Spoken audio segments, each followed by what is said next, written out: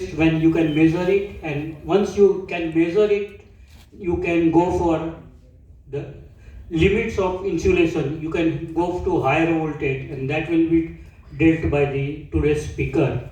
I don't go into the detail of that. Thank you very much. Now, second thing, when you if something happens, there are two doors, and you can go from left to leave from left door, go to the left side, and from the right door, move away from the left. If anything happens, you can easily get out of this hall. Thank you very much. Thank you very much, Joseph. I request YV Joseph to go over the introductory speech on the subject. Thank you.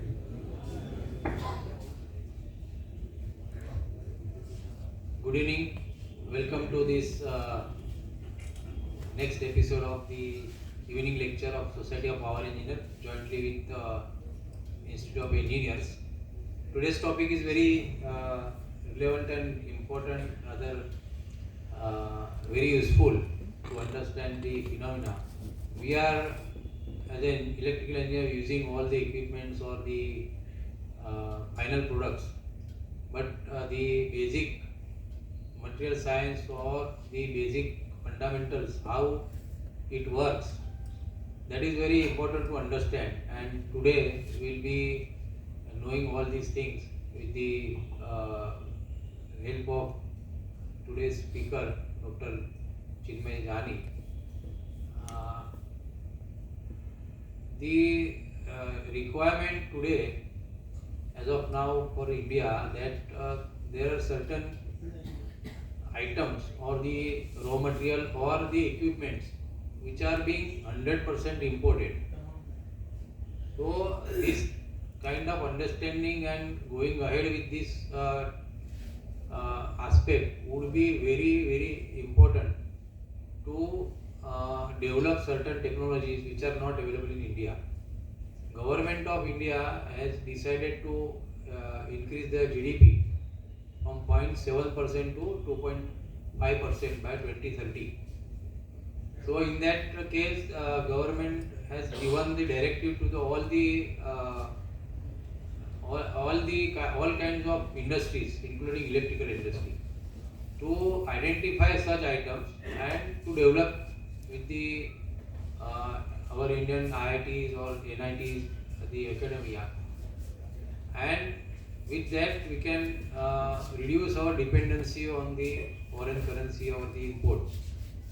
So this would be one of the project, and which under the Technology Innovation Support Council, I am heading that council, and we have taken up with the IIT Roorkee, and we are developing the insulating paper.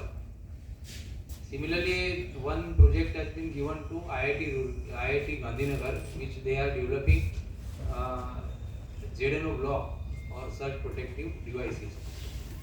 So let us understand the requirement, the field requirement, the actual requirement, and the basic function and the working of this insulating media. Rather, Dr. Chinmay will be taking the solid insulation. Apart from that, we also need to understand the liquid insulation as well as the gas insulation. So let us start first with the solid insulation. I will request Dr. Jani to deliver his keynote address. Welcome. Thank you very much, Joseph, for giving the background of this choosing the subject. And yes, Dr. Chinmay Jani sir is BE Electrical Engineering with distinction from Gujarat University, MTech in Electrical Power Systems with distinction from Nirma University in 2013. He is pursuing PhD from Nirma University in Condition Monitoring of Power Apparatus.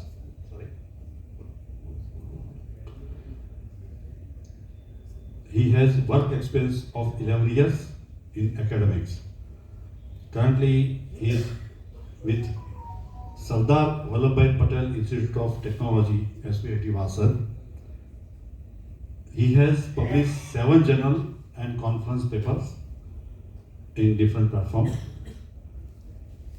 He has delivered series of expert talks on power distribution to the Indian Navy officers in INS Valsura, Jamnagar under PMKVY scheme.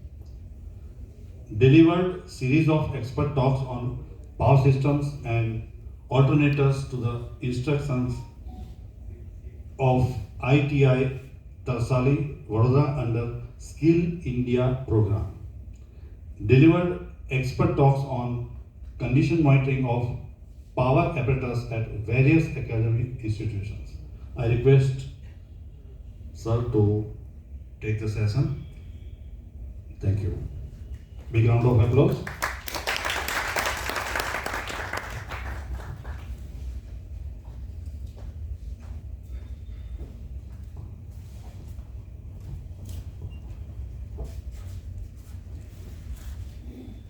Hello.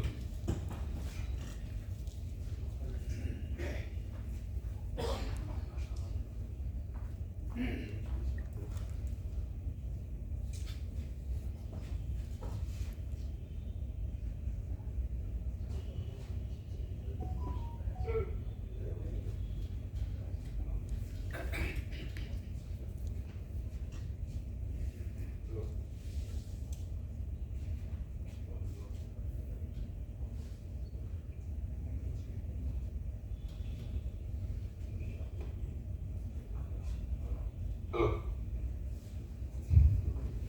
Hello.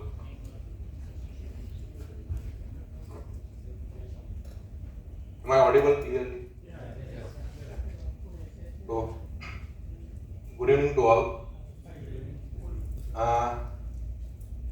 Initially, I thought to, deliver the lecture on the mentioned topic, but when I, entered to this auditorium, I started feel nervous a bit because I could see many faces from whom I learned many technical aspects.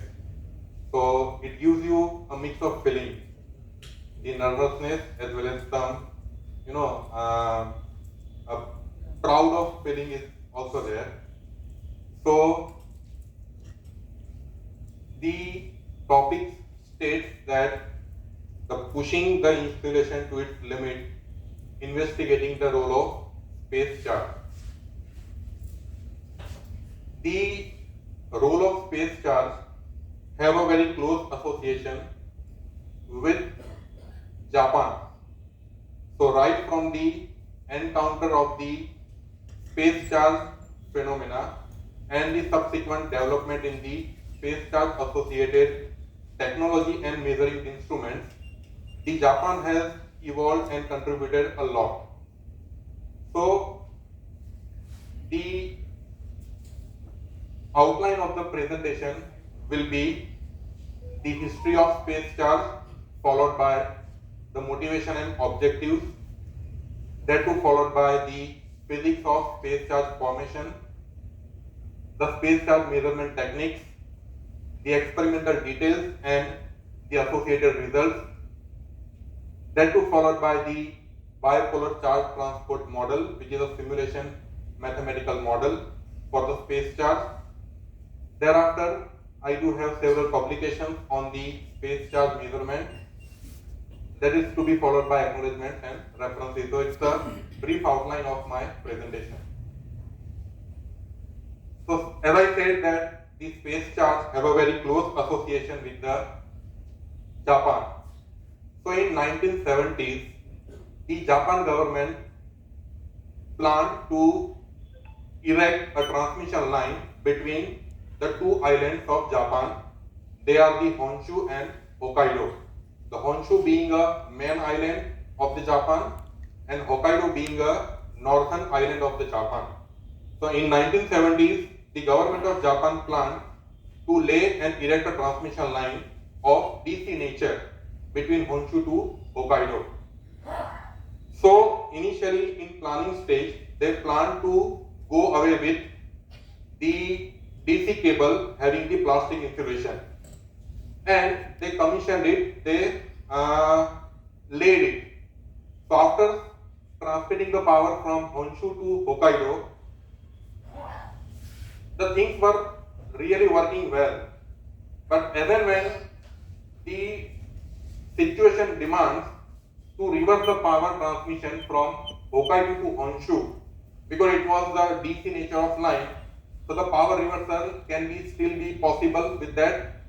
So while transmitting the power from Hokkaido to Honshu, they found that the DC cable have got broken down from the physical length. The utility engineers were quite surprised to know what has happened to the DC cable, and they started investigating this event. By the time they got to know that it was the presence of charges across the plastic insulation which has evolved a large amount of forces on the conductor, and as a result of that the conductor had got broken down in its physical length. So it was the very first noticeable encounter of the space charge in history wherein the space charge was suspected and accused for the breakdown of the conductor. In that era, many of the utilities companies who had that DC cable transmission have also witnessed the same kind of phenomena. And by the 1917, that plan was discarded to go with the DC cable with the plastic insulation, and then they opted for the DC cable, which is a submarine cable with the oil-filled paper insulation. So the initial plan to go with the plastic insulation was switched to a plan wherein the DC cable had the insulation of oil and paper combined of it. Correct. So that was the very first history of this space charge where the people noticed the effect of the space charge and the severity of the space charge with the power apparatus.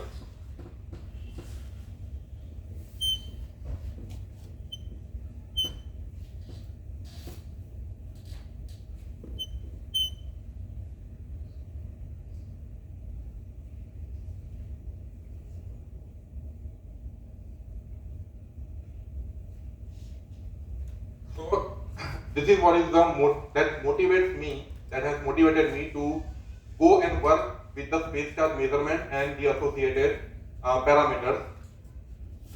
Being either utility or the end user, we always want an uninterrupted power supply for the obvious reasons, and the uninterrupted power supply can be ensured if the likely outages of the power apparatus can be minimized. One of the major cause of the apparatus breakdown lies in the insulation. So insulation is thought to be one of the key traits for the well-being of the insulation, and it is more pronounced with the in comparison to the rest of the possible causes with the outages of the power apparatus. So as far as the breakdown of the insulation is concerned, it is very obvious that the insulation undergoes the superimposed operational stresses, and those stresses are usually of thermal, electrical, mechanical and ambient nature. So in high voltage fraternity, the people used to call it as a team. T stands for thermal, E stands for electrical, A stands for ambient and M stands for mechanical. So all the forces are superimposed on the insulation over a time. By that the insulation will get aged over a time, and that aged insulation is more pronounced to accumulate the foreign charges. So the point that I would like to highlight here in the charge that we are talking about, which is termed as a space charge, is not the charge which are found in the universe, but they are the charges which are found in a continuum space of the insulating or a dielectric material. So any charge particle, if possesses any charge object or the charge particles within them, those charges are popularly known to be a space charge. So as I said, before 1970s, the space charge was not even addressed by the popular agencies like IEC and IEEE. And with the development with the space charge events and the associated measurements, they define the space charge definition in their own way. The space charge according to the IEC is any charge accumulated inside the insulating material. that is known to be a space charge. If I follow the IEEE standard, they say that the electrical charge which are locally present, which are likely to alter the radial electric field, is also known to be a space charge. And with the electric field aspect, if I analyze or if I put the space charge definition, I would say if the Laplacian field gets changed to the Poisson's field due to a presence of charge, those charges are still thought to be a space charge. So that is how we define the space charge for the insulating or the dielectric material. The causes of the space charge formation lies with the induction phenomena or maybe due to the structural and chemical imperfections of the dielectric or insulating material, because it is very hard to have a pure and impurity free object in terms of the dielectric or maybe the insulation. So it is always possible that the dielectric or the insulating material are chemically as well as structurally they are imperfect. So that imperfection leads to the accumulation of the charges which are the space charge, and that may have a subsequent effect on the power apparatus and the performance of the power apparatus as well. So this is a cycle that keeps on acting as a chain reaction. So for example, if you have a structural and chemical imperfection with some dielectric material, they are supposed to accumulate the charges. Those charges will stress the insulation electrically, and by that it will be aging the insulating material further, and more aged insulation will further accumulate more amount of charges. So it will go like a chain reaction. So once you start the journey with the imperfection or the accumulation of space charge, we never know to what end we will reach to. So that is how the severity of the space charge can thought of. So finally, if I want to categorize and put the effect of and the measurement of the space charge to some rules, I would put it in the insulation diagnosis. So we know the insulation diagnosis is nothing but it is a state of electrical insulation that tells us that how well being the insulation is, and based on that we perform some analysis with that, which is thought to be a condition monitoring of the equipment or maybe the apparatus. So in general, the diagnostic methods deliver the status of power apparatus and the prediction of the aging condition. So finally what we aim for is we wanted to investigate and predict the life estimation and to know something about the remnant life of either the insulation or the power apparatus. Its well-being is very well should be very well known to us, and that is why the investigating the space charge falls under the category of the insulation diagnosis.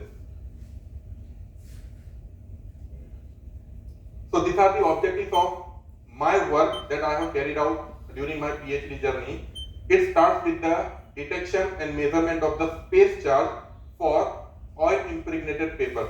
So my work is limited to oil impregnated paper. However, it can still be extended and thought for the all polymer based insulation. So it is not only limited to OIP, but it can still thought to be a polyethylene, XLP and whatnot. So whatever the polymeric materials that we have, all are pronounced to have the accumulation of the charges, but my work is limited to the OIP samples only. The second objective that I proposed was to make the attempt to establish the relation between the space charge and the aging mechanism of the insulation. The third objective that I planned is to model the bipolar charge transport within the insulation mathematically and to simulate those programs so to get some idea about the movement of charges within the insulation. And the last objective, as I said, that it is all about the estimating the remnant life of the insulation and the subsequently power apparatus. So I think this part I already have covered, that the insulation aging is owing to thermal, electrical, ambient and mechanical stresses, and it goes like a chain reaction. So what I'll be emphasizing in this content is I will be having a oil impregnated paper sample which are tested for the space charge accumulation and the space charge measurement. Once the charge is getting injected into a dielectric or the insulation, it will be stressing the insulation electrically. And what is the reason behind it? Because the charges are itself the charge particle which are emitting the electric field. That electric field gets superimposed on the applied field. By that, the local field gets enhanced, and that local enhancement electric field will be stressing the insulation electrically, and that may subsequently prematurely age your insulation or maybe the dielectric. So this is what is the space charge formation. So as I stated, the space charge by various ways. The other way to define a space charge is an excess electric charge, which could be any charge carrier, could be a positive ion, negative ion, could be a positive charge, negative charge, electrons, holes, or any other charge particle. If they are found in a continuum space of the dielectric or the insulation thickness, they are known to be a space charge. The formation of the space charge is mainly because of some ambiguity with the chemical and structural imperfection, and the second is the inconsistent parameter of the dielectric. The second cause of the space charge accumulation is having the restriction for the charges which are accumulated at the interface of two dielectrics. So when two different dielectric materials are clubbed together, wherever the interface is present, at the interface the charges are supposed to be accumulated. Those are known to be the interfacial charges, and they will be further stressing the insulation. So the second is beyond my scope, so I won't be talking much on the interfacial charges, but I am talking about the charges which are found in the thickness of the insulation or maybe the dielectric. So when we look at the crystal of any dielectric or the insulation at the macroscopic level, we found that there are two types of dislocations are mostly present: the edge dislocation and a screw dislocation, wherein the atoms are dislocated from their original space, and that leads to some gap or vacancies within the structural composition of the dielectric that leads to the accumulation of the space charge. So this is what is the structural imperfection due to distortion in crystal lattice. Maybe the surface will have some broken bonds or the chain folds, and some dangling bonds or the 10 states of the atomic structure motivate the accumulation of the space charge.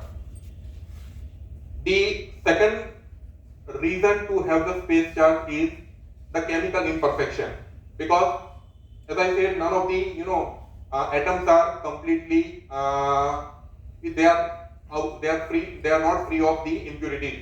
So either when the impurities are a part of the dielectric or any chemical composition, they will lead some otherwise behavior with the material.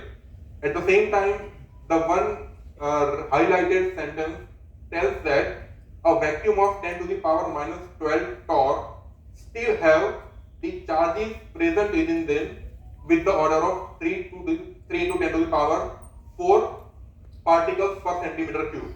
So at that high pressure, though we believe that the perfect vacuum is present, but it is not the perfect vacuum, still you will have the presence of charged particle of the order 3 into 10 to the power 4 particles per centimeter cube. So when the vacuum cannot be ensured that it's a perfect vacuum, how we can expect that some particle which is a chemically or structurally composed will have the purity in it? So that leads to the accumulation of the excess charges. So right from the detection of the space charge from the history, the various techniques have been developed to measure and estimate the space charge across the sample thickness. The very first encounter that I just highlighted, wherein the DC cable was broken down from the physical length. So the utility engineers opted a charge powder method. So what they do, they took the cut section of the cable and they sprinkled the charge powder over that. So what has happened? The charge particle was stuck to a typical thickness of the insulation, and that indicates that the opposite charges are present within the insulation thickness because they have attracted the unlike charge particles in terms of the powder. So that has led us to a confirmation that the charges are present across the thickness insulation, which has imparted a tremendous forces, and by that the conductor has broken down. So right from that charge powder method technique, the development technique has evolved, and they have categorized into mainly three groups. The first is the acoustic group that works with the acoustic principle, which is a sound wave. So the principle lies with the sound wave or the pressure wave, followed by the thermal group, wherein the thermal pulse will be actuating the mechanism and will be giving us the measurement of the space charge, and that is to be followed by some optical group. Nowadays, the utility engineers and the researchers are strictly associated with the optical group, and that too with the pulse electroacoustic measurement, which is a PEA method. So maybe the next, yes, that is again the time period how the evolution of the space charge measurement technique has evolved over a time. So in 1970s, several techniques were there, which were the destructive method. Then with the technological advancement, the people switched a destructive method to a non-destructive method, and then thereafter, based on the application, the people have found a way to measure the space charge with the modification with the existing technology. So that is how the space charge measurement techniques has evolved over a time. So this is a very interesting measurement technique as far as the space charge detection is concerned. So what we have with this technique is,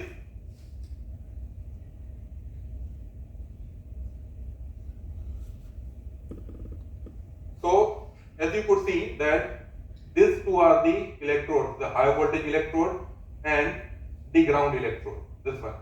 And between the high voltage and ground electron, what we have is the dielectric sample. The dielectric sample is subjected to high voltage DC application of the order 10 to 20 kV, and that is being accompanied with the short duration pulse signal of some nanoseconds. So what will happen? The dielectric will be subjected to a high voltage DC application, which will be injecting a charges into the material which is under a test, and over that the short duration signal is imposed on that. So what exactly happens when you switch the dielectric medium between the two electrodes? They will be injecting the charges into the medium following the Schottky principle. So there is a Schottky injection that tells us that amount of charges which are getting injected from the conductor surface to a dielectric, and once they get injected, a superimposed short duration pulse signal is imposed on that. So that short duration pulse signal will of very short duration, and that is why with that those charges which are getting injected, which have got injected, will feel a kind of vibration. So they will shook on their base. So the moment they will shook, they will launch an acoustic signal into the dielectric, and that acoustic signal will travel further in both the direction, and the other side will have the transducer in terms of the PVDF material, which is a polyvinyl dinyl fluoride. So that will sense that acoustic pulse, and that will convert that non-electrical quantity to an electrical quantity, giving us some knowledge of the voltage proportion. And that voltage is now further amplified to get fed into a DSO, so that we can capture some measurement of the voltage. And that voltage will further get deconvoluted by using some deconvolution method, so to know what is the exact amount of charge density across the paper sample or the sample thickness. So the principle strictly lies with the acoustic measurement. So as and when the charges will get vibrate based on the pulse input that we feed to, they will launch the acoustic signal, and the amount of charges that we have, each of them will be launching the acoustic signal. So all the acoustic signal will be converted into a proportionate electrical signal, and they will get amplified to record the amount of charges which are supposed to be present within the insulation material or within the thickness. So based on that, the pulse acoustic signal and the pulse electroacoustic method usually works. I hope I do make some sense so far. Please, how are you going to calibrate when you are converting Yes. signal to electrical signal? What is the method of calibration? I mean, sir, calibration is itself, a very deep topic. I mean, once you have the voltage signal, you need to apply the deconvolution and the deconvolution technique. And by the deconvolution, the voltage signal is proportionately converted into a charge density in coulomb per meter cube. So what initially we have is the voltage signal, but that is proportionately converted by using some mathematical model available with the literature. So you compare it with some standard. Yeah. And then find It is out. already calibrated when you Yes, use it- the instrument. It is already calibrated and I'm not talking about instruments. I am saying when he is trying to convert the signal, whether that is electrically correct or not, how we can adjust. So again, that will have entire session to be taken up, because lots of mathematics and physics is involved with that. So I think as far as the principle is concerned, it makes some sense. So this is how the 3D view of the PES setup, that is a pulse electroacoustic cell. The sample is kept between two electrodes, and across which the high voltage DC and a short duration pulse is applied. Then the acoustic signal will get travel further. They will hit the transducer. The transducer will be converting non-electrical signal into an electrical signal, and that will be amplified to get further feed into the oscilloscope. Once we have some raw data from the oscilloscope, we intuitively undergo the Fourier transform, and with the Fourier transform and the deconvolution technique, we would be able to get that electrical signal into a signal that tells us the amount of density of the charges across the sample signal. So that is how the pulse electroacoustic signal principle works. Now with this, I'll come to the experimental details and some results that I could able to secure from the pulse electroacoustic measurement only. So as far as the infrastructure facility is concerned, across India there are only couple of institutions who have this space charge measurement facility available with them. One of them is IIT Ropar, the second is the IIT Kanpur, and recently IIT Madras has purchased this facility. So all these experiments that I could carry out at IIT Ropar, and the results are shown with the content that I'll be explaining to you. So before you taste any sample, you need to pre-treat that sample, and the pre-treatment involves the drying process, the degassing process, the impregnation process, the breakdown values measurement, and thereafter it is subjected to a pulse electroacoustic measurement to know the amount of charge density across the sample thickness. So initially what I took, I had two types of sample. I mean sample with the two different thicknesses, 130 micron, which will be further addressed in the subsequent slide as S1, and 100 micron sample, which will be further addressed as S2. And all these two samples with the two thicknesses are impregnated in three types of different oils. The one which is very fresh oil, which is a virgin oil. Then I could able to get some oil from the operational transformers from Jetco, which are 7 years since the installation and the commission. So I could able to get some oil out of those transformers which are in the service for the past 7 years, and a transformer which is in a service for the past 9 years.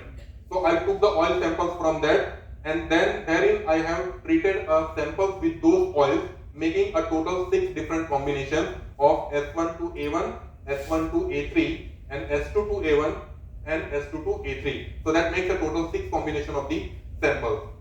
So initially the craft paper samples were cut in a size of 7 by 7, and they are dried in a hot air oven at 70 degrees centigrade in order to ensure the moisture removal.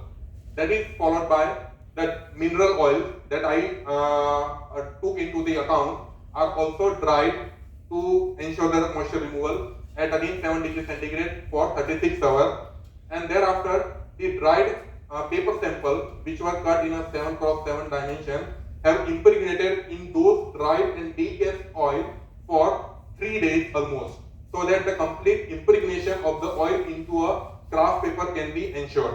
And after that, the each sample are tested for the space charge measurement using the pulse electroacoustic principle and the method, and thereafter some breakdown measurements are also carried out on those samples to know the amount of voltage that we can apply across the sample, so that the sample do not get break down while testing it for the space charge measurement. So to know that the limit, we have carried out the breakdown measurement for the samples as well. So these are the three types of oil that I did use. As you could see from their appearance, the fresh oil is quite transparent. The 7-year aged oil is with a pale yellow in a color, and the 9-year aged oil is quite tint yellow in a color. So the color itself shows that their aging mechanism and how aged they are.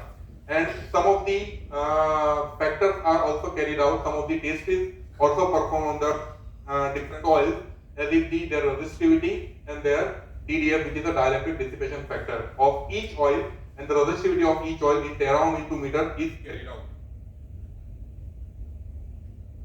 Now, after pre-treating all those samples, each sample is tested for the space charge measurement by using the PES setup and the PES cell. To apply the voltage, we decided to keep the electric field limited to 30 kV per mm. So the electric stress that we apply to each sample was of 30 kV per mm, and that stress was continuous for 15 minutes. And I have recorded the profiles of the space charge across the sample at 1 second, 15 seconds, 13 seconds, 60, 300 seconds and 900 seconds respectively. So that I get to know that what is the behavior of the charges within the insulation over a period of time.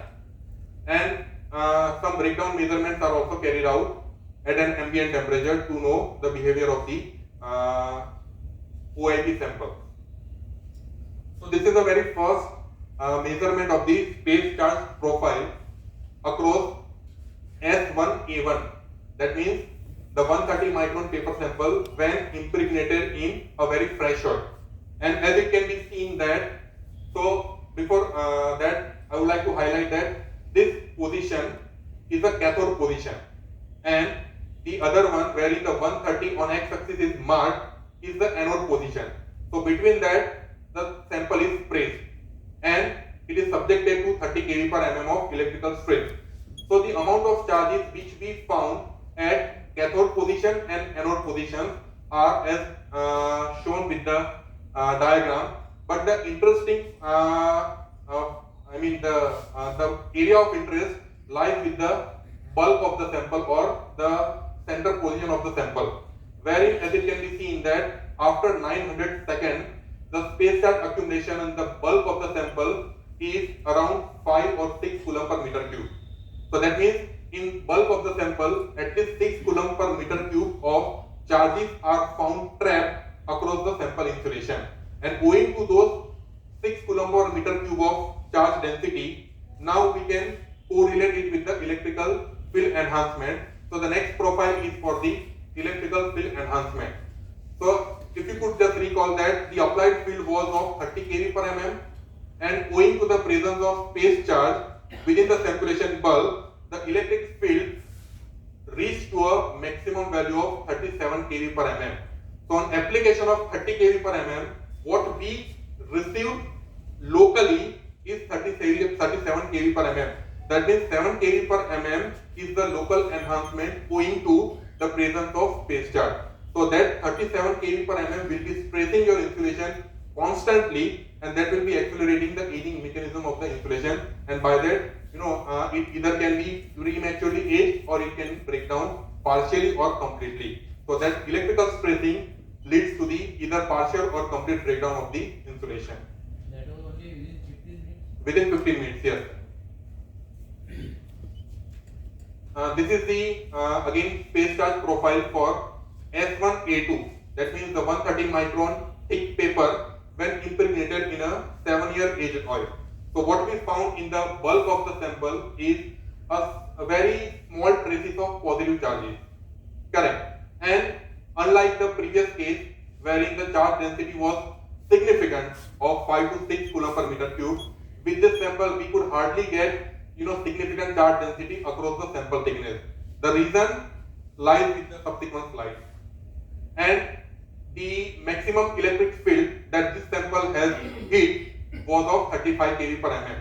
So on application of 30 kV per mm, what we received with that sample was of 35 kV per mm. So enhancement by 5 kV per mm is witnessed with the S1A2 type of sample. This is again the space charge profile for S1A3. That means the 130 micron sample when impregnated in a 9-year aged oil. So therein, as you could see that barely any traces of central charges are found. So it goes like you are having a negative charges injected from a cathode, and then there are positive charges injected from the anode, and in center they are getting recombined, giving you a charge neutrality. So that is the effect that we can witness with this diagram. And herein the maximum field that we have witnessed is of only 31-32 kV per mm. So only 2 kV per mm enhancement is carried out, observed with this sample. Now the same we have thought to perform for the paper sample having 100 micron of thickness. Previous sample had a thickness of 130 micron. All these samples are having a thickness of 100 micron, and we could see almost the similar or the identical behavior as we have seen it for the 130 micron of paper sample. Herein also the charge electric field is not significantly large, but still it is enhanced by 1 or 2 kV per mm owing to some presence of charge across this paper sample. Herein, as you could see that the charges are completely neutralized in the bulk of the paper, giving you no charge accumulation, and by that the electric field remains the same as that of the applied field, which is of 30 kV per mm only. So no electrical field enhancement is found with this paper sample because of the charge neutrality was witnessed with S2A2 type of paper sample. Again, similar behavior as that of the S2A2 sample, and herein also the electric field enhancement is barely found, so it is remained as that of the applied field of 30 kV per mm only. Now herein there are some takeaways from this all comparisons for all the 6 samples that we tested for the space charge and the electric field. So as you could see that all of the charge profiles have the homocharge injection from the electrode position. That means if the electrode is of cathode, the negative charges are thought to be accumulated, and if it is an anode, the positive charges are found to be injected. So homocharge injection was confirmed in all the 6 samples. Thereafter, the second parameter to be compared is the nature of charge injection at cathode with time. So how the charge injection at the respective electrode changes with the time, that is being highlighted with the all the 6 samples, and the very intuitive observation is with the S1A1 sample, wherein the charge injection at cathode position is found consistent. So it is increasing gradually without any alteration with the behavior. Then charge peaks at the cathode, the charge peaks at the anode position, the highest charge peak at the cathode, the trap bulk charges. I think I already have discussed that part. The amount of charges which are found trapped in the center part of the sample, and the highest electric field that each of the sample has attained so far. So here in this case, K1 is the fresh oil. Yes, In that case, the charges are high. charges are high. Why? So that follows in the next subsequent slide. So as we know that the fresh oil, since we have taken the kraft paper, wherein the base material is the cellulose, correct? So kraft papers are made up of cellulose, hemicellulose, and lignin in appropriate combination, and they are basically the fibrous sheets. Those fibrous sheets are placed one on the other to attain a certain thickness. So let's say n number of sheets have placed one on the other in opposite orientation, and once you place it with the short pressure, they will give you a desired thickness. But still, it doesn't confirm you that you do not have any voids across the thickness. When you impregnate that paper into the oil, those voids are getting filled with the oil, and the charges are supposed to be migrated through, and they are passed by through those voids as well. So the oil, which was the very fresh oil, had a very excellent resistivity, and that was witnessed from the previous measurement of the oil parameter. it had 5.3 teraohm into meter of resistivity, which was the highest compared to the aged oil. So this high resistivity might have impeded the charge movement to go through them, and that is why it was difficult for the charges to get easily migrated from one electrode position to the other electron, and by that they used to found trap somewhere inside the bulb. Where in the case of the aged oil, which has filled the void, have provide a minimum resistance path so that the charges get clubbed together and they give you a neutrality in the bulk of the insulation.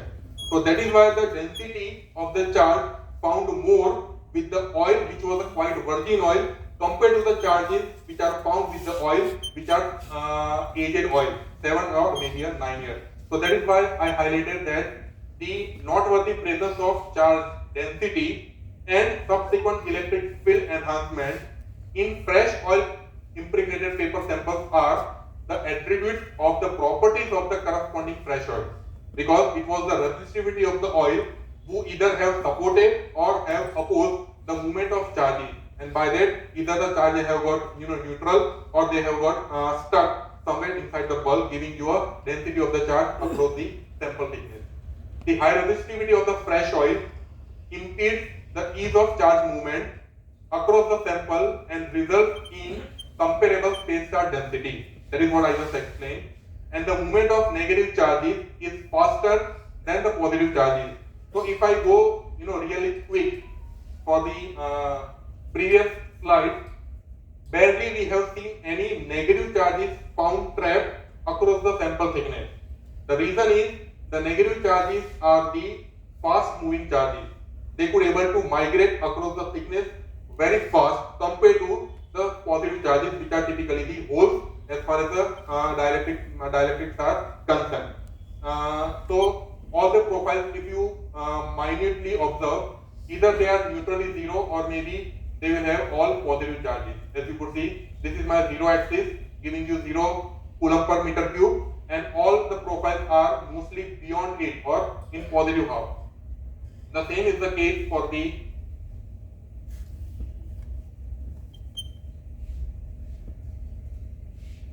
one as well, wherein the significant charge density was found to be trapped.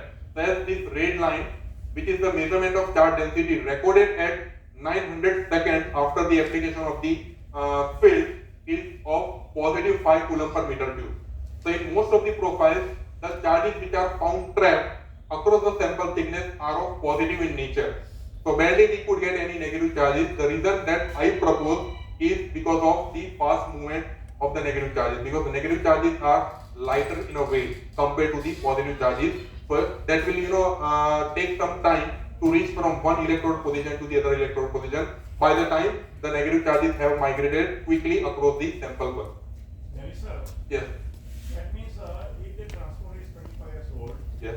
30 years old, the space charge will be less. No, again it depends. So there is a contrary result that I have also kept into the discussion. You may study sometimes. Yeah, sure, definitely. You can see the resistivity of oil. Oil 1.6 and then 2. 2. Once again start increasing. Increasing, yes. Yeah. And that all depends on the loading of a transformer over a period of time. Yeah. It is not the only natural aging of a transformer oil, but the operational loading also matters, that how aged your transformer oil is. Temperature. Yes. Temperature is the very first enemy of the insulation, followed by the moisture. But this you have taken the paper sample that is new. That they all were fresh. Okay. So Yes. practically you will be having a new transformer. winding. Yes, yes. And fill with the all three kinds of oil. Hmm. If you are filling with the old oil, then the charges will be less. That is what the picture. Yes. And that is not giving the aged condition of the transformer. true. It is not giving the age condition. Correct. So to highlight that aged condition of the insulation of a transformer, the following slide is there. So now what I did, the two oil, for fresh oil and the 9-year oil, which were naturally aged, I forcefully made them thermally aged at a temperature of 130 degree for 30 days. That means the oil have got accelerated thermally aged now. Correct. So now we have the 9-year aged oil which was naturally aged, and then I had the fresh oil which was a virgin oil. Both of them have undergone a temperature of 130 degree continuously for 30 days, and as you could see that color changes abruptly. This tinted yellow becomes a kind of brown, and this transparent becomes a dark yellow because of the accelerated thermal aging of the oil sample. And that is, I kept the sample, I mean the OIP samples as well. So both the paper sample as well as the oil, the both have got thermally aged for 30 days at a temperature of 130 degree. Correct. Now what we observe with the measurement lies with this. So this was the very first case of S1A1 130 micron when impregnated with the fresh oil, and the density found was of 5 or 6 coulomb per meter cube. When the same sample have undergone the thermally aged, correct, these are the results that I have got. Wherein the charge density hits beyond 10 coulomb per meter cube, it is close to 12 coulomb per meter cube. So there is again a rise of 7 coulomb per meter cube when the paper itself has got aged along with the oil. So that is what is the catch for this comparison. And if I compare the electric field enhancement locally, what I have seen for the S1A1, the 37 kV per mm, wherein the applied field was only 30 kV per mm. With thermal aging, the electric field has got enhanced to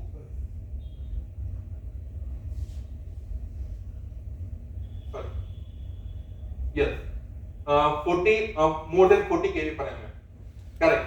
So 37 kV to 41 kV per mm is again a catch when we have the thermally aged OIP sample at a temperature of 130 degree for 30 days. So again, there is a contradiction that now this thermally aged sample are catching more amount of charges in comparison to a previous cases. And the same I have taken for the sample which are impregnated with the 9-year aged oil. Therein I could see that this was a profile when the 9-year aged oil was naturally aged oil. Correct. And this was the charge profile wherein barely any charges are found trapped in the bulk of the insulation. But when the same sample have undergone the thermal aging, this is what is the space charge density that I have got. So with aging of oil as well as with the paper sample, the amount of charges which are found trapped were higher even than that of the paper sample which were naturally aged and thermally aged with the fresh oil. So that is the catch between the measurement of phase charge with the normal aging and thermal aging of the sample. And herein, if I compare the electric field, the S1A2 was giving you a 32 kV per mm of enhancement, and now it has shifted to a maybe 45 kV per mm. So this is the worst scenario that we have from the comparison, wherein the sample is thermally aged as well as the 9-year oil is also thermally aged, have the maximum amount of charge trapping, giving you a maximum of rise in the electric field, which is of 45 kV per mm. That is what is the result show. So these are again some conclusions drawn from this thermal aging event. The trapped charges found in the bulk of OIP sample are quite positive charges which accelerated thermal aging. With thermal aging of OIP sample, the space charge trapping is found significant compared to the natural aged oil impregnated sample. When both oil impregnated sample and oil are thermally aged, the space charge trapping becomes quite pronounced in comparison to the natural aging of the sample, and the peak electric field in the sample increases with accelerated thermal aging of oil impregnated paper samples and appears to be higher when the graph paper sample is impregnated in more aged oil. So that is what is the conclusion that we can draw from the thermal aging result that we have got for two types of oil having two different thicknesses of the paper. Have you tried with the ester? No, esters I couldn't try so far. Initially I planned to try it, but I couldn't. Yeah. I will provide the ester. Sure. So now let's come to the the mathematical side or the mathematical modeling of this space charge accumulation and subsequent electric field. So what we have is we have the two electrodes, let's say the anode and the cathode. The anodes are supposed to inject the positive charges and cathodes are supposed to inject the negative charges, and they follow the Schottky injection. So Schottky injection is one of the principles by which we can got to know that the amount of charges are getting injected into the dielectric. Besides the Schottky injection, there is a hopping process of the charges. So when the charge used to hop from one atom to the other atom, they are not penetrating through the atom, but they are hopping from one to the other atom, and they are still injecting into the sample thickness. So after getting injected the charges from both the sides of electrode, there are couple of possibilities for them in the sample pulse. Either the first is either they will get recombined and will become neutrally charged. Second possibility, they will get trapped in some potential well. So there are some broken bonds, some chain folds which have evolved as a traps, and those traps are having the possibility that they would be trapping those injected charges until the charges get the sufficient energy to get come out from those traps. By that time, they will remain trapped into those trap sites only. The third possibility is those charges which have got trapped may get detrapped. Correct. So after getting injected, the charges are subjected to recombination, trapping, and detrapping as well. Correct. So these three events I have modeled with the mathematical equation. So as I said that this is a Schottky injection that I opted for to penetrate the charges from the conductor surface to the insulator or maybe the dielectric. This Je and Jh are the current density due to electron and current density due to the holes, and the governing parameters are the Richardson constant, the Boltzmann constant, the barrier height of the injection of the electrons and holes. So as I said, let's say this is the surface of the conductor, and just beside the surface I have the placement of the dielectric. So the amount of energy that the charges on the surface needs to get into this dielectric defines the barrier height. So they need to cross over that barrier with sufficient energy. The energy that they require to get into the dielectric from the surface of the electrodes are defined with the WEI and WHI. And besides that, the permittivity of the material also plays a role to define the amount of charge density and the subsequent amount of charges as well. And these are the very popular, self-explanatory set of governing equations to model a bipolar charge transport. It is not, I claimed it, but the literature has, evolved over a time, and therein they have said that to model a bipolar charge transport, you need to go and follow these four types of basic equation that involves the Poisson's equation followed by Laplace equation, then the electric field relation with the potential distribution, then we have the current continuity equation, and either you call it as a convection reaction equation or normally a continuity equation. So combining all these four equations, if I highlight this part which defines SA of t, which is a source term, and the source term needs to be it should have all the three events into them, the recombination, trapping and detrapping, because they will be acting as a source of charge. Either they will get recombined and leaving behind you some charges, either they will get trapped giving you some charge, or they will get detrapped giving you a source of charge. So by that, this SA on the right hand side of the fourth equation gives you the identification of the recombination, trapping and detrapping processes. And the amount of, that source term is again of, four category. They can be classified as of four different types. The SE mu, which is the mobile electron. That means the mobile have got, mobility. So they are free to move across the sample. Then we have trapped electron indicated by S suffix ET. So the amount of electrons which have got trapped somewhere inside the insulation are denoted with the SET. Then you have SH mu, which is the free holes which are thought to be a positive charges, and then we have the trapped holes, which are again the trapped positive charges across the sample thickness. So this SA term is having 4 types of possibilities of the charges: the free electrons, trapped electrons, free holes, and trapped holes. So combining all of them, finally I will be having the charge density for each of them in this 4 set of equations. And I mean, I do not want to bother you with this equation, but they are the equation to be addressed and to model in a program to get some simulation results out of that.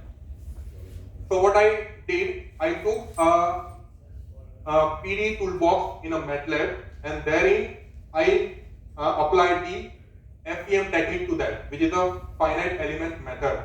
So what is the FEM? You discretize your geometry into a small segment, either of triangular shape or maybe of rectangular or square shape, and then you define some potentials on some nodes across the sample, which will be anyway known to me. And if the potentials are known to me, the potential on the subsequent node can be estimated, can be approximated by using the FEM technique. So that is what is the finite element method, by which the approximation is carried out based on the known parameter of some variable at a present instant, by that the future instant value on the subsequent node can be further investigated and approximated. So I took the sample thickness of again 100 micron.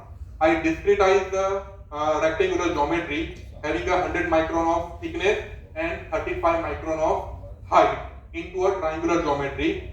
This edge defines me a cathode position, and this edge defines me the anode position. So at least the numbers which are 1, 29, 28, 27 and 4 are having the known electrical potential of 0 volt, because I am thinking it is a cathode potential. And the points which are designated as 2, 14, 15, 16 and 3 are thought to be the anode potential having the electrical potential of 3000 volt or maybe 3 kV, because the geometric thickness is of 100 micron. So in order to establish an electric field of 30 kV per mm, the potential that you require to apply across the electrodes would be of 3 kV. So 3 kV is applied on the across the electrode, and on simulating that with the FEM, that is how the electric field is distributed right from the anode position to the cathode position uniformly. So anode is having a 3000 volt of magnitude and cathode is having a 0 volt of magnitude, giving you the uniform distribution of the electrical potential across the sample thickness from anode towards the cathode. The subsequent slide indicates the electric field plot, but this electric field thing, initially I assumed that in the sample bulk there wasn't any charges found present. So in absence of any charge, the electric field will be quite uniform.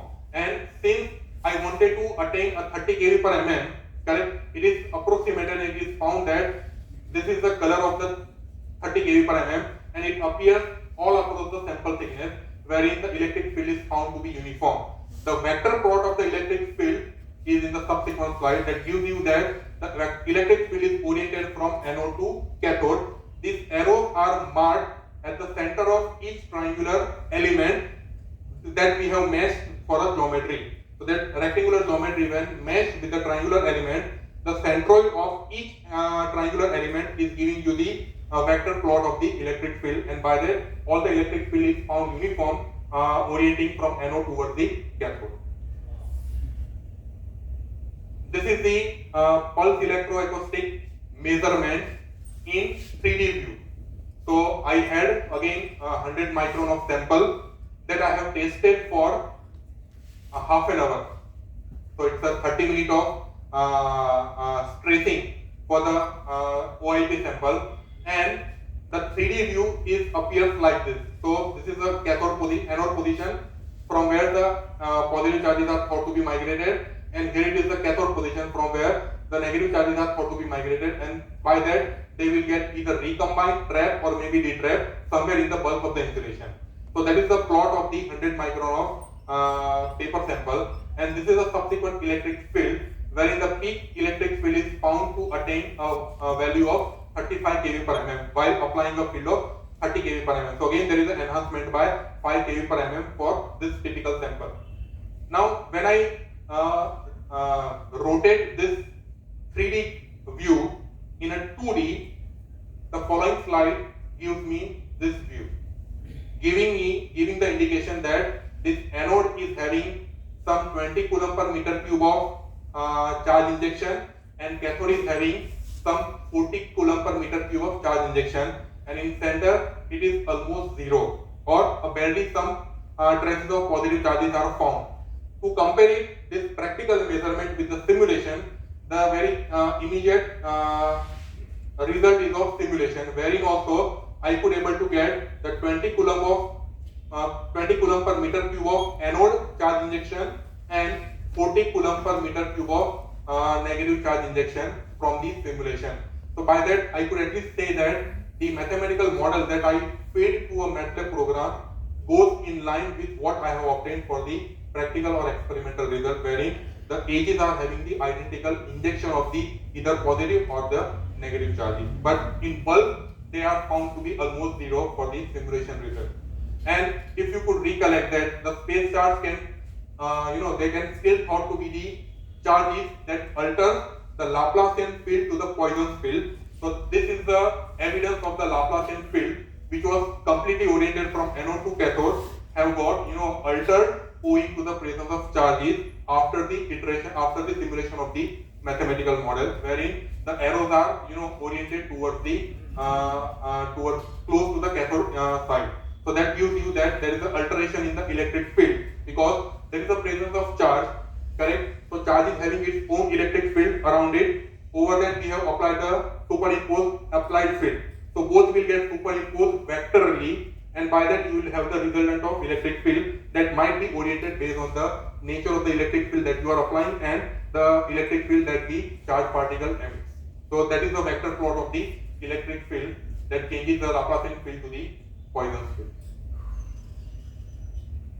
So in general, in a nutshell, if I want to conclude something from the discussion that we have so far, I could say that the space charge accumulation is a threat to the insulation system, and subsequently it challenges the reliability of the power apparatus, because the presence of space charge, if gets prolonged in a space of the in the sample thickness, then it is supposed to alter the field. It is stressing the insulation, and by that the insulation will get prematurely aged, and with that premature aging of the space charge, it is supposed to be it is likely to happen that either the insulation will get completely breakdown or it may get partially breakdown. The second conclusion that I can think of is the accumulation of space charges enhances the electric field. This enhancement stresses the insulation electrically, leading to premature aging and possible breakdown of the insulation, necessitates detection and measurement of the space charge. So that is why it becomes inevitable for us, being a utility engineer, that we need to investigate and think of the measurement of the space charge for the apparatus who are working with the quite high voltage in both AC as well as DC application. Then the electrical stress can potentially act as a cause for partial discharge. So again, one of the cause for the partial discharge also lies in root of the space charge accumulation. So if the charges will get there in a space of the dielectric, they will be stressing it and they will be locally break down the material, and that local breakdown we call it as commonly a partial discharge. So that is what is the cause of the partial discharge. And the simulation that I derived from the space charge for the space charge density and the electric field measurement with the appropriate selection of the parameters, correct, that we have got for the PA measurement, validates my mathematical model and the ability to select the mathematical model parameters. With this work, I could able to publish 2 conference papers, one in October-November 2022 at USA, but it was a kind of hybrid conference. So I presented the paper in an online mode, and this conference, which is abbreviated as CEITP, Conference on Electrical Insulation and Dielectric Phenomena, it was the 97th edition since the conference has started. So it has started in the year of 1920. So as far as the insulation and the associated parameters are concerned, this conference is thought to be very renowned conference because it has secured its 97th version year back in 2022, and maybe by the next year they are completing their 100th version of the conference in a stretch. The second conference that I targeted was the 9th International Conference on Condition Monitoring and Diagnosis, that too in 2022, wherein I could able to visit and present my paper to Japan. So the conference was held in Kyushu, Japan, and therein I published my work, and I could able to get some exposure from the high voltage fraternity as well. And recently, based on the mathematical model that I proposed, some work of that I proposed herein, I could able to write one conference paper in the same conference that I visited for Japan, but now at this year they are planning to organize it in South Korea. So the paper is anyway accepted, but I still wonder whether I'll be able to go and present there. So anyway I leave that part to my guide. Whether if he allows, I'll go. Otherwise, we will keep on seeing on the journal paper submission. Yes, Thank you. Thank you. These are several glimpses of my Japan visit, wherein I could able to make some contribution to the society of high voltage, and I could able to publish the work that I have carried out throughout my PhD journey. So it was a thrilling experience rather, because you get the chance to meet the eminent faculties across the globe, the utility experts, and you used to learn a lot from them. So it was a well experience, and I got to learn a lot from that as well. This was a typical session. It was the optional to opt for, wherein I could go and attend the session for the assembly of that space charge measurement device. So they have taught me how to develop that EES setup available to you. So that was the key attraction for me, being a research scholar, to know how the assembly is made. Because initially when I entered to this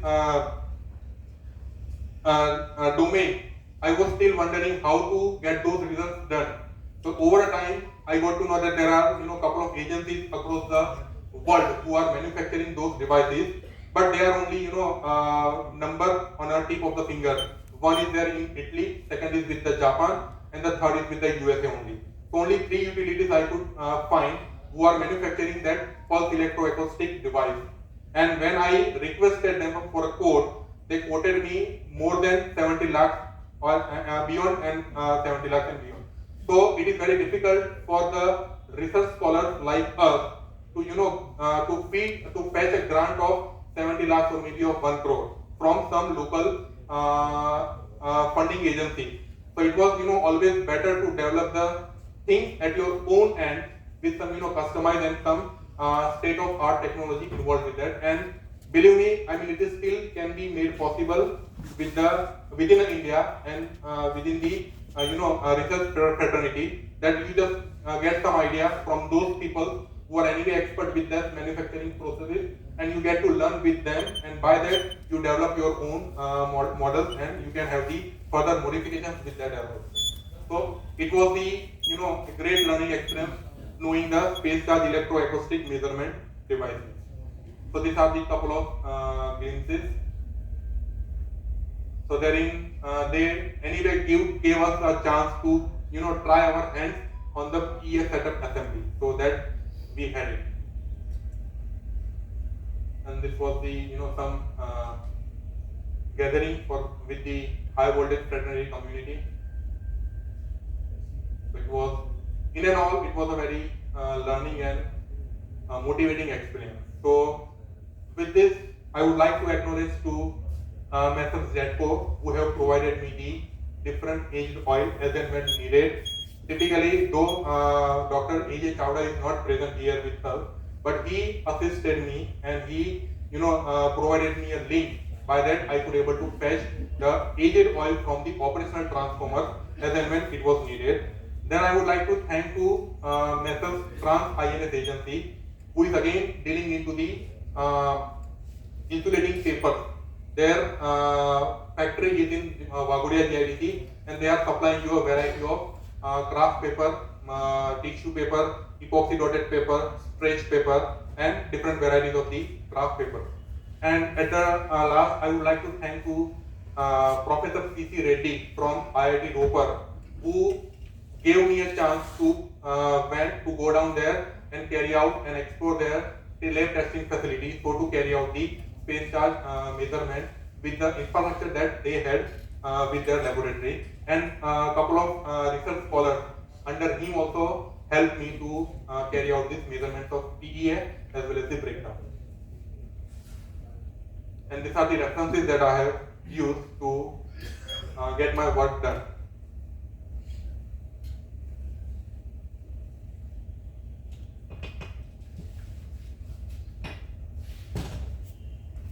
So with this, I would like to thank to SP Varoda Thank you very much, sir. for providing me an opportunity and platform to share, some technical information that I have got and I have learned by the time, right from the engagement into my PhD journey. Thank you very much, sir. I request dignitaries to take the seats on the dais. I would like to ask the audience that if you have any question, yeah. I will.